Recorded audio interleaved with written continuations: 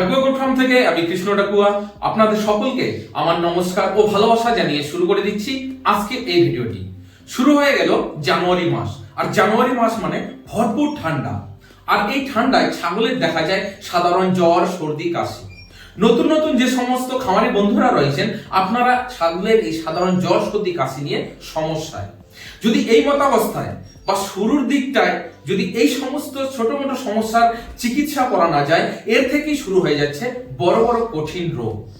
আজকের এই ভিডিওটিতে আমি বিস্তারিতভাবে আলোচনা করব, যদি ছাগলের সাধারণ জ্বর, সর্দি, জ্বর এবং কাশি থাকে, এর প্রাথমিক চিকিৎসা কি রয়েছে। আজকের এই সম্পূর্ণ ভিডিওটি যদি আপনারা মনোযোগ সহকারে দেখেন, তো অবশ্যই আপনাদের বাড়িতে যে ছাগল থাকবে, ছাগলের যদি সাধারণ সর্দি, কাশি, জ্বর থাকে, আপনি সহজেই চিকিৎসা করতে পারবেন। তো বন্ধুরা, আজকের এই সম্পূর্ণ ভিডিওটি দেখার পর ভিডিওতে দেওয়া তথ্য যদি আপনাদের ভালো লাগে, ভিডিওতে একটা লাইক করতে ভুলবেন না। সঙ্গে এই ভিডিওটিকে বেশি বেশি করে সোশ্যাল মিডিয়ায় শেয়ার করে দিয়ে সমস্ত নতুন ছাগল খামারি উদ্যোক্তা বন্ধুদের দেখার সুযোগ করে দেবেন।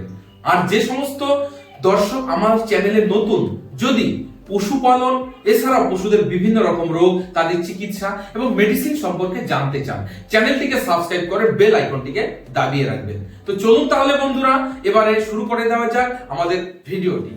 ডাকুয়া গোট ফার্ম ইউটিউব চ্যানেলে সমস্ত দর্শকদের জানাই স্বাগতম। বেকারত্ব দূরীকরণে আধুনিক কৃষি ও পশুপালন আলোচ্য বিষয়। পশুদের বিভিন্ন রকম রোগ, চিকিৎসা ও মেডিসিন, হোমিওপ্যাথিক, আয়ুর্বেদিক এবং অ্যালোপ্যাথিক।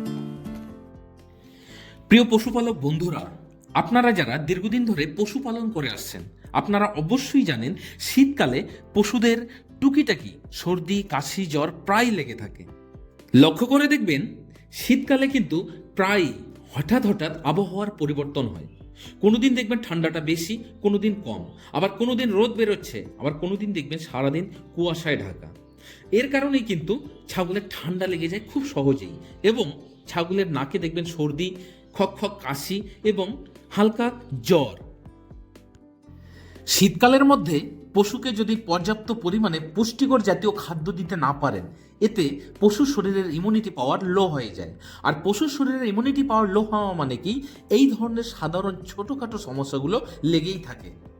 আর যদি এই ছোটোখাটো সমস্যাগুলোর সঠিক চিকিৎসা করতে না পারেন, এর থেকেই কিন্তু শুরু হয়ে যায় বড় বড় কঠিন রোগ। কঠিন ও মহামারী রোগের হাত থেকে পশুকে বাঁচিয়ে সুস্থ রাখার জন্য প্রয়োজন পশুর শরীরের রোগ প্রতিরোধ ক্ষমতাকে বাড়ানো। আর এই রোগ প্রতিরোধ ক্ষমতাকে বাড়াতে পারবেন সঠিক খাদ্য ও সঠিক পরিচর্যার মাধ্যমে। পশুদেরকে সুস্থ রাখার জন্য শীতকালীন খাদ্য ও পরিচর্যা নিয়ে অলরেডি আমার চ্যানেলে ভিডিও দেওয়াই আছে। যারা ভিডিওটি দেখেননি অবশ্যই দেখে নেবেন। যে সকল ছোটখাটো ঘরোয়া পশুপালক রয়েছেন, আপনাদের পশুর যদি সাধারণ জ্বর, সর্দি, কাশি হয়, তাহলে কোন মেডিসিন কত পরিমাণে প্রয়োগ করে চিকিৎসা করবেন। এর জন্য প্রথমে আপনাকে নিতে হবে anti allergy bolus. Anti allergy bolus যেমন মোভিল অথবা হিস্টামিন। ছাগলের ক্ষেত্রে 4 ভাগের 1 ভাগ, আর যদি গরু হয় গোটা একটা বোলাস। নাম্বার 2 মেলোনেক্স প্লাস, যেটি অ্যান্টি ইনফ্লামেটরি মেডিসিন। ছাগলের ক্ষেত্রে 3 ভাগের 1 ভাগ, গরুর ক্ষেত্রে গোটা একটা বোলাস। নাম্বার 3 আপনাকে নিতে হবে অ্যান্টিবায়োটিক, যেমন অ্যামোক্সিরাম অথবা ইন্টামক্স, পার কেজি বডি ওয়েটে 10 mg অনুপাতে।